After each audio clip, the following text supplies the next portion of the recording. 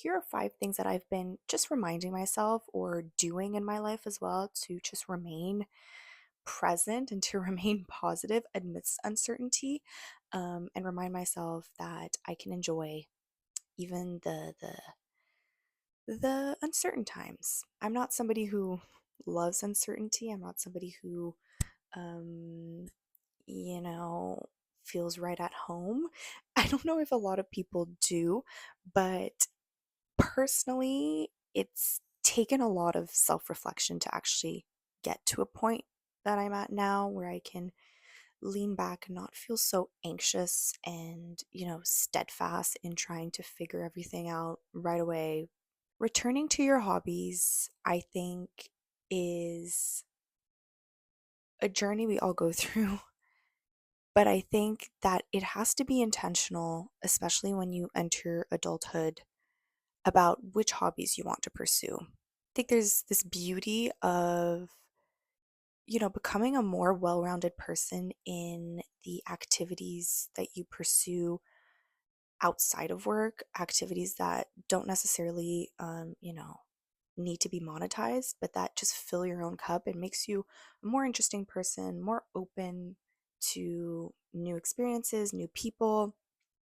And I think it's essential, especially during periods of volatility, but also of uncertainty. Everybody's hobbies is going to be unique to them. Some people love doing sports and being outdoors. Others like more craftsmanship or artistic hobbies. And it really is going to depend person to person. Reading is a huge one that I've recently taken up again. When I was younger, I used to read quite a bit, for fun and for leisure and for pleasure. And then as I entered kind of my later teens and early 20s, I stopped reading for fun as often until I would say about 2 years ago. I started reading again quite ferociously and exploring books that I had no idea existed. And I entered, spaces and genres that piqued my interests. For instance, one of them for me is definitely the fantasy and now sci-fi genre. If I hadn't if I hadn't picked up, a fantasy book 2 years ago, I don't know if I would be as interested in the genre as I am now. And from that, I'm now super into sci-fi, and I think it's just something that I love to read and to consume in books. One hobby that I recently got back into is singing. More specifically, I love singing in choirs. I used to sing in a choir in my childhood as well as during my high school years, and it was just such a highlight of my educational experience, and I loved it so much.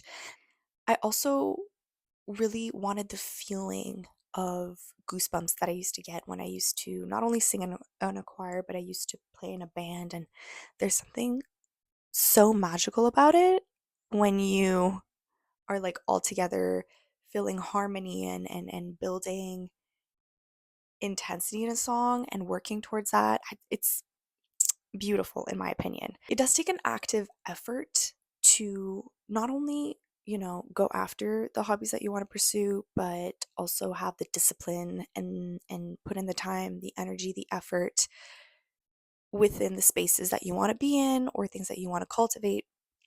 So it's definitely like not necessarily easy because I think we would all be having a plethora of hobbies because it does require a lot of our time. Um, but it requires effort and it has to be worth it to you. That's why your interests really matter. Saying yes to people has also been a huge priority of mine this past year, but especially during kind of the summer and now fall months. I love the saying that's going around that I've seen on TikTok, I've seen on Substack, and that is the price of community is inconvenience. And I 100% agree. We have to inconvenience ourselves sometimes when we make plans or when we go travel a little further to see somebody that we love, friends that we haven't seen in a really long time. And sometimes, we don't feel like it, or we're tired, we're exhausted. But at the end of the day, like, our connections matter. I do think that the pandemic has also reshaped how we socialize, and we've glorified for a couple of years now, I find, kind of the homebody aesthetic, but kind of just the idea of, like, you don't have to go out and you can stay in and have a good time and protect your peace. And while that is true, that rest and relaxation are radical and very important to not burn yourself out, I also think that there is a lot of importance in experiencing with others. So I've just had that urge to get back out there and to be with people, be with my friends a lot, see people that I haven't seen in a very long time, make new connections. I am trying to be more intentional with my yeses. Obviously, I also do believe in full body no's and full body, like, you need rest. You do not want to go out today, and that's okay. You can also cancel on plans. It's never the end of the world, but I do think that we can push ourselves and we can put ourselves out there to experience a little more.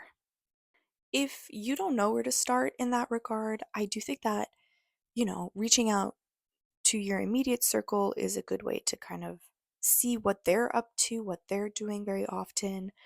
But you can also volunteer at different community centers. You can perhaps find a part time job that interests you, to meet like minded people, start a club, start a book club, a run club. There's definitely, I think, as well, on social media and on various platforms, the facility to find community and people to say yes to and to get involved. It really is just about taking that first step. Being with others is the antidote to despair. It's the antidote to a lot of our overthinking sometimes, and it removes us from our ego. It removes us from our intellectualization of ourselves in a way. Advice that I'm trying to lean on myself right now a little bit more than perhaps the other points that I have here, and that's to be a little risky and creative. Like, take some risks, go after it. It really depends on the situation, but I either can wing things and just kind of be like, okay, let's do it and just go after something, or I tend to just overanalyze, overthink, perfect things and finally let myself down without actually pursuing the things that I want to do. And that's going back to the whole experience thing. It's how the experiences we have now are so important and shape us day in and day out. And I don't think it has to be anything big. Like, we don't have to take big risks. Although, if there is a time to take big risks, I do think it's, you know, in your 20s and in your 30s. But I also think that kind of disrupting maybe your, like, regular routine, talking to strangers, complimenting someone, walking home a different way one day, these small little changes to your mundane routine or to your day to day life can also bring those little kernels of excitement and of joy, and also cultivate um, more creativity. And I was gonna say something about changing your neurons, but I that's no, that's not what I meant. It can also be bigger. It can be like booking that trip that you want to do. It can be reaching out to someone in an industry that you're curious about and, asking them questions or pivoting. I don't think you're really limited. I do think you can make calculated risks, or you can also sometimes, like, the happy accidents are those that are, like, worth telling down the line. And it's not easy because I'm not somebody who's like a huge risk taker, but I'm trying to again lean into that mentality of, like, just go for it. And that goes with creativity too. So, what you're most scared to write, as they say, you should write that. You should write what's very personal to you. Even if nobody reads it, just journal about it. I do think that where there is fear, it's definitely a space that's worth exploring. Let yourself feel, let yourself be uncertain and tense and awkward and disappointed. I cannot tell you how many times I've been disappointed in myself. I, Not me being overly self critical, I'm sorry. Really important to feel and not suppress or act like everything's okay when it's not.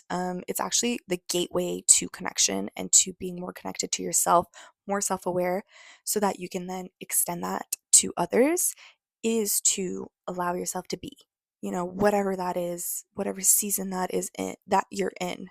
Your feelings are really cheat codes. They really tell you messages about what a certain situation is trying to tell you, what a certain person is trying to tell you. And it's a journey of definitely building your likes and dislikes and needs and wants, letting your feelings go through you. Um, at the end of the day, if you do suppress them, they come out in different ways. They come out at the end of the day, where they weave into passive aggressiveness, and it's not something you want for yourself. Like, my 20s have not been so far, have not been like the most rosy couple of years. I have cried so much. Like, it feels like sometimes a tidal wave. Like, you're just constantly trying to navigate kind of these big intense feelings. And I can only hope that it gets easier. I've heard that it does from people that are out of their 20s, but I do think that there's kind of a beauty to that, and allowing yourself to feel these things, and feel the new feelings that perhaps you had never encountered before. Thing that I've been trying to get better at as well is to identify my feelings. So I tend to process things after they happen. So when I do sit back and process whatever happened in my day or a certain event that happened, I tend to journal and I tend to write out how I was feeling. And I also verbally like to speak out um, how I feel and the certain emotion that I'm feeling, and identify it, especially uncomfortable emotions. It can be easy to identify joy, but disappointment, going back to that one, is like uncomfortable, or shame. I think shame is like such a heavy emotion and feeling, but it's one that we all encounter.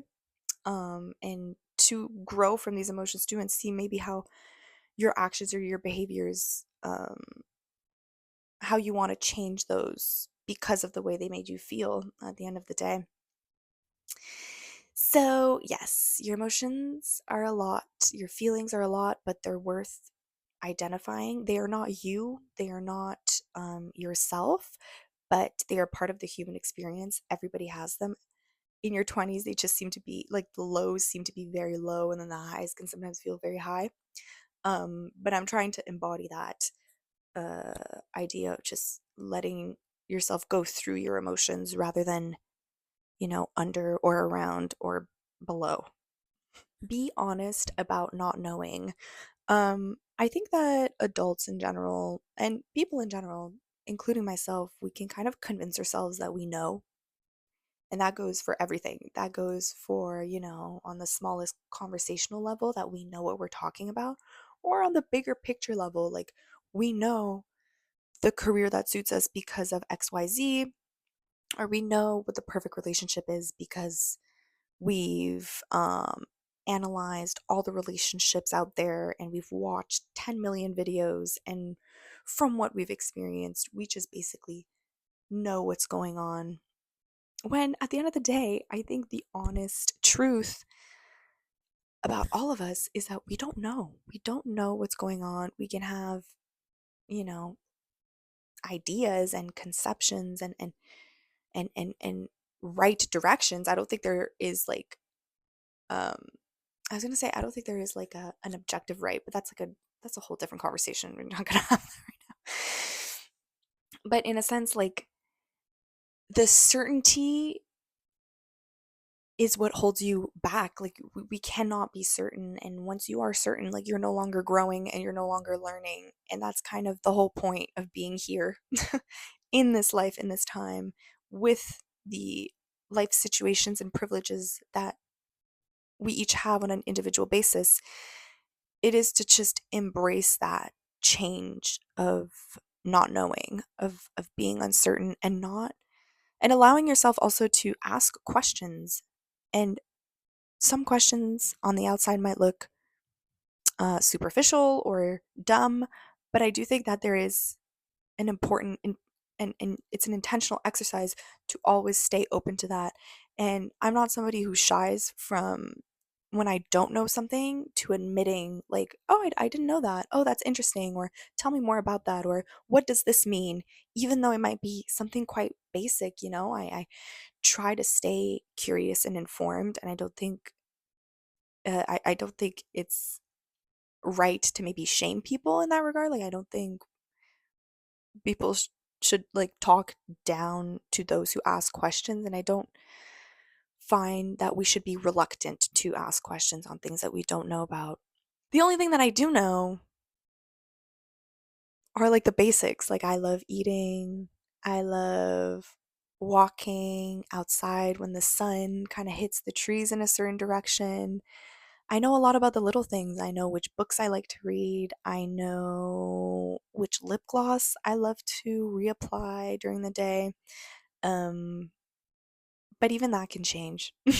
I hope this video was somewhat insightful about the things that I do, and that I remind myself to do or to embody when I'm feeling especially kind of lost and uncertain. I don't have all the answers, and I don't think any of us really do. So I hope you enjoyed this video. Please subscribe, and I love you. I'll see you in the next one.